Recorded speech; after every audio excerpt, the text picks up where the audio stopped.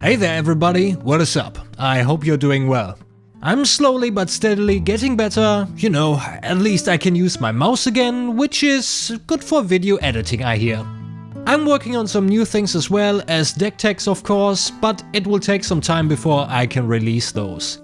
I'm a one-man show, and as somebody who has no idea about video editing, learning to make transitions and overlays, it takes a while. But now, editing me will surely put some celebratory sound clips here because we are at over 100 subscribers. When I started this channel, I thought I would get like 20 subscribers max and about the same amount of views and never actually grow. Call me a negative Nancy, but that's how it is. I was positively surprised right off the bat, and roughly 5 months later we're at 100 subscribers. Nothing crazy in the overall YouTube world, but crazy to me nonetheless, and truly thank you for that. It genuinely brings a smile to my face. But now, if you haven't already, subscribe to the channel and like the video if you enjoy what you see, because there will be a lot more Kamina and Budget Blitz videos coming your way. Especially now when a new set just dropped. Our hero Uzuri, or as I like to call her, Ursula, has 4 intelligence and 20 health. Her ability is front and center in this deck, and it's even more powerful than I thought when I first laid eyes on her. It's a once per turn attack reaction. Banish a card from your hand face down. Turn the card banished this way face up. If it's an attack action card with cost 2 or less, put target attacking card with stealth from the active chain link on the bottom of its owner's deck. Then put the banished card onto the active chain link as the attacking card. With this, we will play mind games with our opponent on almost every single attack. The way this works is, we play any of our stealth attacks. For this example, let's use the blue Isolate. It has Dominate and attacks for 1. Now our opponent has to decide if he wants to block with a card from hand and equipment. And knowing what Uzuri does, they will have to anticipate what attack will hit them. They have to consider both the damage as well as if there's an on-hit effect. Let's say our opponent blocks for 3 with a card from hand. We go to the reaction phase and activate Uzuri's ability by banishing a card from our hand face down. For this example, we'll banish a Ravenous Rebel. But here is the reason why it's stronger than I personally thought at first. While the card is now banished face down, our opponent has to decide if they want to play a defense reaction. And there won't be another chance for them to do that in this deck. Our opponent has decided not to play any defense reaction, and we now flip Ravenous Rebel face up. And now we also get to see why I picked that card in particular. The whole "when this card attacks, reveal the top yada yada" part of Ravenous Rebel has no effect because we didn't play it as an attack action, but cheated it in as an attack reaction. Uzuri turns it into 5 damage, go again. That's some pretty cool tech right there in my opinion. And since the whole deck is built around this mind game interaction, let's take a look at the tricks we got up our sleeves to enable those plays. We have a total of 30 attack actions. Now that's a lot, but to be honest, I think in Kamina that's the best way to go. In-person play might prove me wrong, but I'm willing to learn. I went with a split of 16 stealth cards and 14 cheat cards. That's what I will call them. By that I mean the cards we swap in with Ursula. A full suite of Isolate and Malign are the hardest stealth cards for our opponent to deal with. Isolate's Dominate effect will make sure that the attack can only be blocked by a single card from hand, so we're likely to have a safe hit with whatever card we cheat in. And while Malign can be blocked by any number of cards, since its damage can't be prevented, our opponent might think it's not worth to block it at first. And it is also an attractive target for Razor Reflex. 1 resource and up to 6 unpreventable damage go again is nothing to be scoffed at. I only included the blue versions of Infect and Sedate because in the end it doesn't matter how much damage our stealth attacks deal if we swap them out anyway. This way we also have more resources available and are able to incorporate our daggers into our gameplay loop.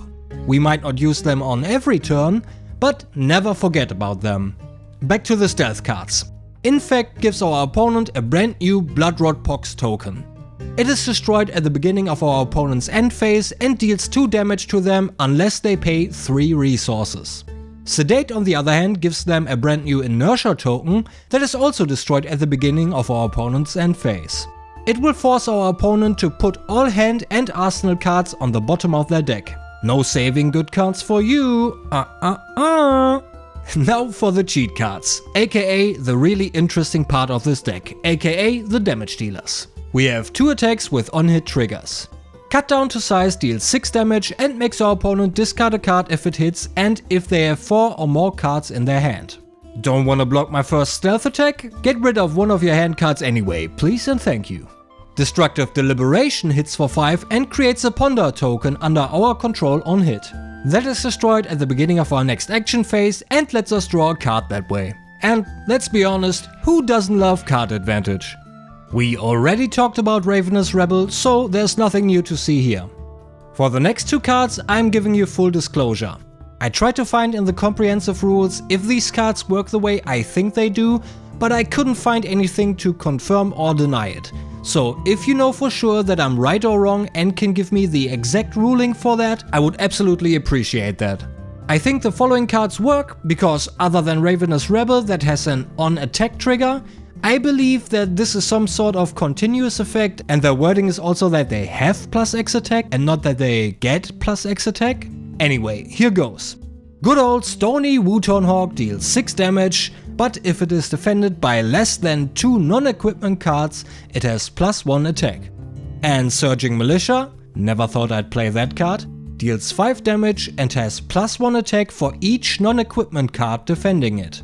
My thought process here is that if our opponent is at 1, they'll most likely block any stealth attack with 2 cards that block for 3 from hand. If they do, that will push Surging Militia to 7 attack, thus defeating our opponent. The last cheat attack cheats in more than one way.